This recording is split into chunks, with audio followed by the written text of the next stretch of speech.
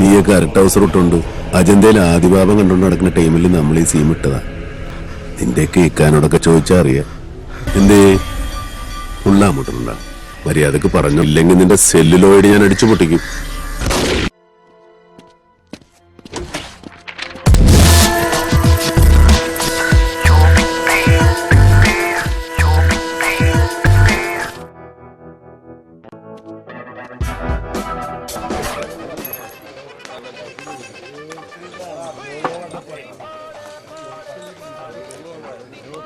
അലക്കി സതീശ, താങ്ക്സ്.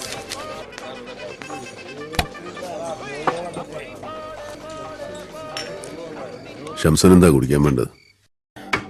പെറ്റ ഉമ്മച്ചാണ് ഇക്ക, ഞാൻ പണ്ടത്തെ അല്ല. ഭയങ്കര ഡീസന്റായി. പകല് റമ്മ് മാത്രം കഴിക്കുള്ളൂ, ഇരുട്ടായി കഴിഞ്ഞാൽ പിന്നെ റമ്മ് മാത്രം കഴിക്കുള്ളൂ. ഇക്ക ടീച്ചറിന്റെ കാര്യത്തിൽ ഇക്ക നമുക്കൊക്കെ വലിയ വിഷമമുണ്ട്. ടീച്ചറിന്റെ കയ്യിൽ നിന്ന് ചോറ് മേടിച്ച് കഴിക്കാത്ത ആരെങ്കിലും ഇവിടെ ഇടും. പടച്ചവൻ ചിലപ്പോ ചില കൈവിട്ട കളി. അങ്ങനെയല്ലിക്ക പിള്ളേരൊക്കെ പറയണത്. പള്ളിയുടെ അവിടെ വർക്ക്ഷോപ്പ് നടത്തുന്ന സേവിയില്ലേ? ഏത് മുന്ന സേവിയ? അവനിപ്പോ റിട്ടയർഡാ. പകരം അവന്റെ ഒരു അനിയനൊരു ആറാമറപ്പ് ഫെലിക്സ്. അവനും അവന്റെ കമ്പനികളും അറിയാതെ അവിടെ ഒരു പണിയിൽ നടക്കിയിരിക്കാം.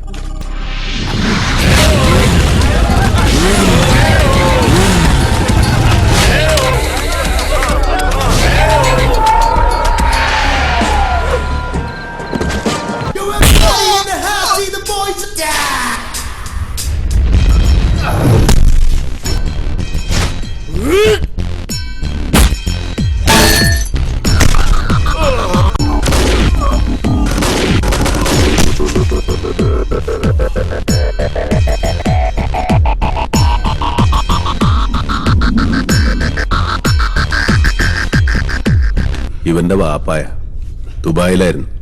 ഒന്ന് കാണാൻ വന്നതാ. ഇവിടെ ഈ റോട്ടിൽ കിടന്ന ഞങ്ങളുടെ അമ്മ മേരി ജോൺ കുരിശിങ്കൽ മരിച്ചു. നീയൊന്നും അറിയാണ്ട് ഇവിടെ ഒരു പണിയും നടക്കലറിയാം. പറ, പണിയും കഴിഞ്ഞ് അടുത്ത വിമാനത്തിൽ ബാപ്പാക്ക് ദുബായിക്ക് പോകാനുള്ളതാ. വേഗം പറ. നമ്മുടെ കയ്യിൽ മൂർച്ചകളുണ്ട് കേട്ടാ. ഇത് പഴയ കൊച്ചൊന്നുമല്ല, പണി കിട്ടൂട്ടാ. കൊച്ചി പഴയ കൊച്ചിയില്ലെന്നറിയാം, പക്ഷേ ബിലാല് പഴയ ബിലാല് തന്നെ.